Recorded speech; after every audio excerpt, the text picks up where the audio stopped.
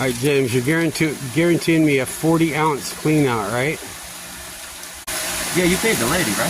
Yeah. Yeah, I paid the lady. There's a man on TV at a desk in a suit. He lies through his teeth and they still call it the news. And there's a man in a white coat whose medicine kills. Contaminants and stuff. Right. And they fly a county plane few times a week and stuff, keeping an eye on the area.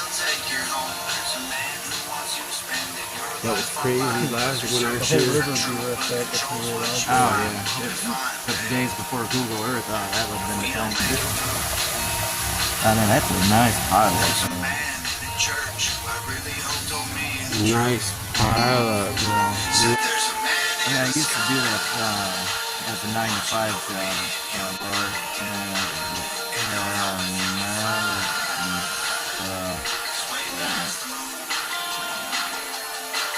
Usually when they get there, they're either already dead or like passed out already. Or it's not that serious.